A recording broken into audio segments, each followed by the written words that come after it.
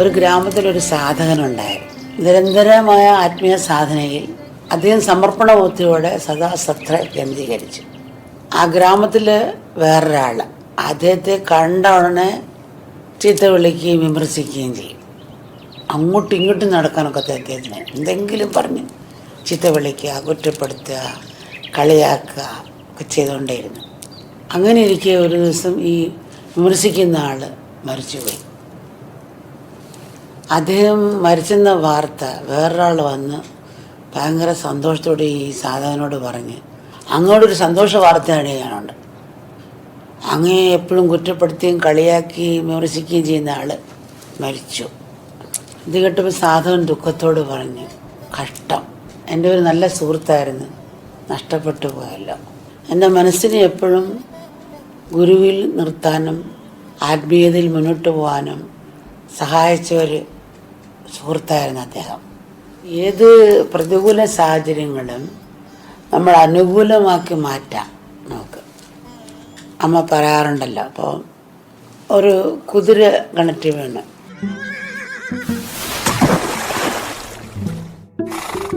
അപ്പം അതിനെ പൊക്കിയെടുക്കാൻ വളരെ ശ്രമിച്ചു. അപ്പോൾ കുറേ പൊക്കുക, പിന്നെ വീഴോട്ട് വീഴുക, പൊക്കുക, വീഴോട്ട് വീഴുക. ഇനി എങ്ങനെയെങ്കിലും പൊക്കിയെടുത്താൽ ഈ കുതിരയെ കൊണ്ട് ജോലിയൊന്നും ചെയ്യാൻ സാധിക്കത്തില്ല. അത്രയും ക്ഷീണിച്ച് കാണും, അസുഖം പിടിച്ച് കാണും.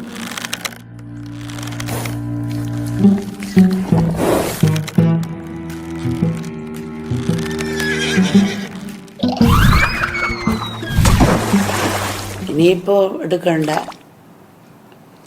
ഇനി ഇങ്ങനെ വെള്ളത്തിൽ കിടന്നാൽ ചീഞ്ഞ് നാറ്റം ഉണ്ടാവും മരിച്ചിട്ട്. അപ്പോൾ അതുകൊണ്ട് മണ്ണിട്ടങ്ങ് മൂടാം.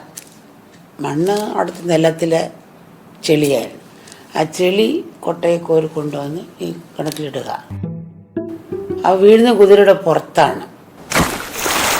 അപ്പോൾ കുതിര എന്ത് കുടയും, അത് തറയിൽ വീഴും. പിന്നെയും കൊണ്ടിടും, കുടയും തറയിൽ വീഴും. കൊണ്ടിട്ട് പിന്നെ അതിൻ്റെ പുറത്ത് കയറി കുതിര നിൽക്കും. പിന്നെയും ഇടും, കുടയും അതിൻ്റെ പുറത്ത് കയറി നിന്ന് അവസാനം കൊണ്ട് കുതിര ചാടി പുറത്തോട്ടിറങ്ങി എല്ലാവരും വിജയകരം മുഴക്കാൻ തുടങ്ങി. പുറത്തിട്ട ചെള്ളി മുഴുക്കി കുടഞ്ഞോടെ അതിൻ്റെ പുറത്ത് കയറി നിന്ന് അത് മരണത്തിന് രക്ഷപ്പെട്ടു. അപ്പം അതുപോലെ മറ്റുള്ളവർ നമ്മൾ ചെളിവാരി എറിയും. ഒരു സാധകനെ അപേക്ഷിച്ചിട്ട് അതിൽ നിന്നൊക്കെ ഒരു നല്ലതും കണ്ടെത്തി നമ്മളതിനെ ചവിട്ടുപടിയാക്കി മുന്നോട്ട് കയറാനുള്ള ചവിട്ടുപടിയാക്കണമെന്നാണ് അമ്മ പറയുന്നത്. നമ്മുടെ ഞാൻ ശരീരമല്ല, ആത്മാവാണ്. ഉപരിയായിട്ട് ആരെ ചീത്ത വിളിക്കാൻ സാധിക്കും. നമ്മുടെ ആശ്രമത്തിന് പല പല സന്ദർഭങ്ങളും പലരും ക്രിട്ടിസൈസ് ചെയ്തപ്പോഴാണ് പലതും പല കാര്യങ്ങളും ശ്രദ്ധിക്കാൻ സാധിച്ചിട്ടുള്ളത്. അമ്മയുടെ അനുഭവത്തിലും ഈ ഒരു കാഴ്ചപ്പാടാണ് കിട്ടിയിട്ടുള്ളത്. ചെറിയൊരു കാര്യം ഒരാളെങ്കിലും പറഞ്ഞ ഉടനെ ദൂഷിച്ചു പോവുക, അങ്ങനെയല്ല. നമ്മുടെ ദുർബലതകളെ അത് കഴിവാക്കി മാറ്റി നശിക്കാതെ പുറകോട്ട് പോകാതെ മുന്നോട്ടെന്നുള്ള രീതി നമ്മൾ നീങ്ങണം. നമ്മുടെ ഈ മനുഷ്യ ജീവിതം എത്ര നാൾ കൂടി ഉണ്ടാവുമെന്ന് ആർക്കും അറിയില്ല.